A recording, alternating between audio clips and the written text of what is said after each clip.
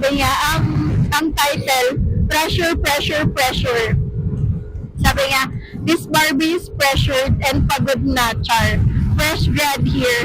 7 months na akong nagja-job hunt and going strong, lol. Kaya pressure na ako sa paligid ko. Sa mudra ko na low-key ng pressure. Idagdag mo pa yung kapitbahay at relatives ko. Hindi ko na talaga alam, sis. Si Mudra, naririnig ko kapag nakakakwentuhan sila ng kapitbahay namin at sa tita ko, naririnig ko na nagrereklamo siya ang tagal daw i-release yung diploma at TOR ko. Hindi raw tuloy ako makapagtrabaho. Tapos nito lang, kumain kami sa labas kasi birthday ng kapatid ko. Tinanong ni Papa kung sino na raw next magbe-birthday at baka gusto na dito na lang din ulit. Sabi ni Mudra na ako na raw next na magbe-birthday pero baka ako na raw manglibre nun at sabi na tagal pa naman yon, baka sakaling magka-work na ako. Hindi naman ako kumikibo at binibisi ko lang sarili ko sa pagkain nun. Ito namang mga tito-tita ko tuwing mag-video call sila, hindi matatapos yan na hindi ako kakamustahin kung ano na raw ba at nag-work na raw ba ako. Kaya kapag kaalam kong tatawag sila or kausap na nila, umaalis ako sa paningin nila at nag-earphone para hindi ko marinig kasi alam ko na yan eh. Mahaba pa, basta puro about kapag may reunion, ganun pa rin daw yung mga tinatanong. Tapos sabi niya, to be honest, hindi ko na talaga alam gagawin. Pagod na akong maging optimistic. Na-try lang ng try. Darating din yung time ko. Eh, kailan ba kasi yung time ko na yan? Pwede bang asap na? Nakakapagod umattend sa mga interview. Pagsagot sa pagkahaba-haba exams nila, araw-araw na pag-scroll sa mga job site, like after mong mag-scroll at maghanap, malulungkot ka kasi ang lalayo at ang tataas ng qualifications. Okay. Yung pera ko paubos na, hindi na kasi ako nangihingi ng pera sa parents ko ever since graduate ako. Okay. Alam ko naman na they meant no harm, na concern lang yan sila at baka excited na magka-work ako. Pero kung excited kayo, ano pa ako, di ba? Naiinis lang kasi ako na hindi ba sila makapaghintay or aware ba sila na mahirap maghanap ng trabaho ngayon. Hindi naman kasi porket nakagraduate ka, agad-agad magkaka-work ka. Nakakainis lang kasi hirap ako maghanap ng trabaho tapos maririnig mo pa yung mga ganon. Yes, kasalanan ko rin naman na hindi nila alam pinagdadaanan ko kasi hindi ko sinasabi. Pero pwede bang wag na lang paulit-ulit? Tapos sabi niya nga na 7 months na puro rejection. So, ayun lang. Pero 7 months, mahaba na ba yun? Mahaba na. Lalo na sa fresh grad. Kasi parang saka sa mga kwento niya is online siya naghahanap. Parang compared sa paghihirap ng mga job hunting dati talaga, parang wala pa nga siya sa ganun eh. Pero nagigets ko yung sinasabi niyang pressure naman. Bakit? Kasi parang kahit na, wait lang, screenshot ko lang.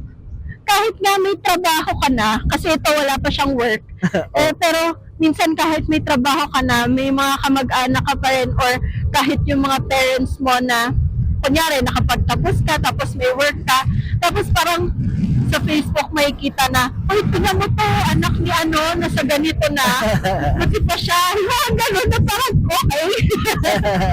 Or minsan, may ipapakita na, ano yan, na cum laude, ganyan, ang galing nun. yung, siguro hindi naman nila sinasadya. Pero, ewan ko, kaya parang nagigets ko yung sinasabi niyang pressure. Parang lahat naman ganun. Nagets ko rin naman, parang pinagdaanan naman natin lahat yun. Hindi rin naman siguro lahat kasi may iba na nagkakaroon agad ng opportunities. Yung sinasabi ng parents niya na ano, na kaya wala pa siyang work. Saka tayo sa pagkakakwento niya, hindi naman siya inaasahan eh. Oo.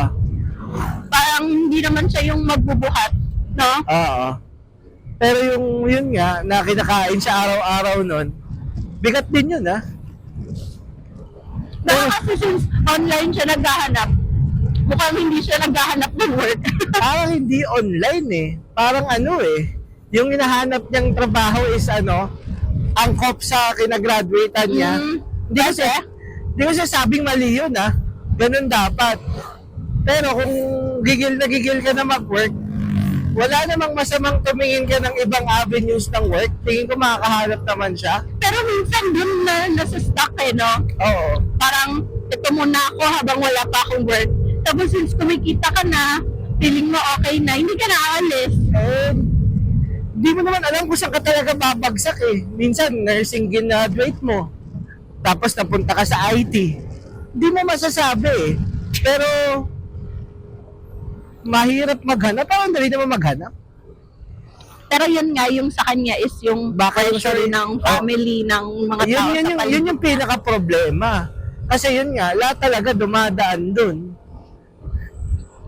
Eh, hindi mo naman pwedeng sabihin. Hindi mo rin magets eh. Kasi kahit ako, mahal naman ako ng parents ko, pero di ko maintindihan ba't ganun sila minsan. Diba? Parang,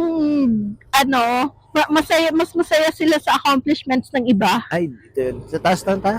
Anong gagawin natin? Ha? Hindi naman yun nga eh.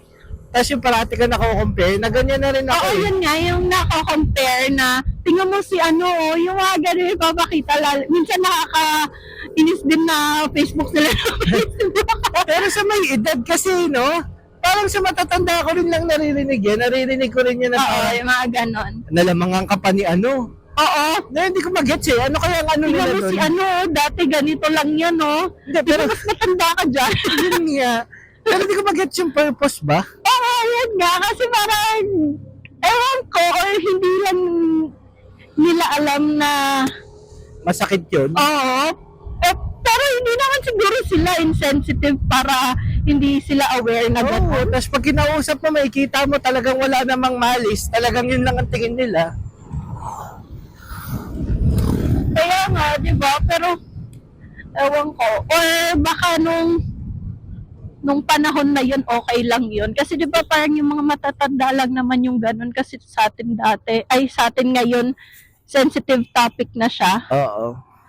Pero sa kanila is, proud lang sila sa achievement ng iba. Pero malungkot nga yun. Yun ang hindi ko rin masagot para sa kanya eh. Kasi lahat dumadaan dyan eh. Pero, nung pinagdaanan ko yan, ang surefire na nangyari doon, is nagtiwala lang ako sa sarili ko, tuloy lang. Kasi sinasabi nila yun, pero hindi ka naman nila pinapabayaan. Oo, saka hindi naman yun talaga yung meant nila. Parang nag-comment lang, para sa kanila nag-comment lang talaga sila sa achievement Oo. ng iba. Pero para sa'yo, naging pag-compare na yon. Oo. Eh, hindi ka naman nila pinababayaan. Talagang ganun lang. Malungkot nga lang talaga. Kaya dyan, and tingin ko nga, yun nga, hinahanap niya yung course na ginaduate niya, ilaban niya. Andiyan na rin naman eh. Wag lang niya makakalimutan, at the end of the day, yung mga nang pressure sa'yo, pamilya mo pa din naman yan. At hindi ka rin naman nila pababayaan. Oo, Talagang- saka parang hindi mo Yun na ang kinalakihan siguro nila. hindi mo na maaalis yon na ganun sila na ewan ko. Kasi tayo pinagdaanan din eh. Pinakamapapayo ko na lang sa kanya, since fresh grad naman siya, 7 months is a long time. Pero, kung meron ka talagang gusto, i-apply mo lang naman ang i-apply yun eh. Ako, real talk lang, kahit maubos na yung pera niya eh. Kahit tumingi na siya ng tulong sa magulang niya eh. Hayaan mo na lang magsalita kasi gano'n naman ang nakasanayan na maski ng mga tito-tita. Parang wala naman din sinasabing negative. Wala, sa pero kanya. tanong ng tanong, ang akin ganyan din eh. Tito ko nagtatanong kung may trabaho na ba ako as if naman may pakailam siya eh. Wala rin naman siya pakailam. Hindi ko naman siya binibigyan. Pero ang ibig ko sabihin, pamilya mo pa din yun eh. Baka akala nila okay yun. Pero at the end of the day, kahit ano pang sabihin yun sa'yo, hindi ka niyan pababayaan kasi pamilya mo yan. 7 months ka na rin naman naghintay, huwag ka na mag-settle na maghanap ka ng trabahong out sa kinagraduatean mo. Mag-apply Push ka mo ng... na, no? Itiisin mo na. Oo, ituloy mo lang. Once ma-burst naman niya yung bubble ng pag-a-apply, magiging okay na yan eh. Sa simula lang pangit yan. Then, lahat naman, ang mangyayari naman yan, at ang benefit naman yan, wala nang mas successful or wala nang mas fulfilling, wala nang mas fulfilling sa mapatahimik mo lahat ng nagpe-pressure sa'yo. So, magiging worth it naman na yun. Saka, yun nga, ngayong ganyan siya na wala siyang work, ganun sila, hindi yan mawawala kahit may work na siya. Oo, ganun pa din. Diba? Meron pa din yan, kahit na kung ano ang trabaho mo, Oo. meron pa din ganun. Siguro maliban na lang kung talagang yung mga professionals, Oo.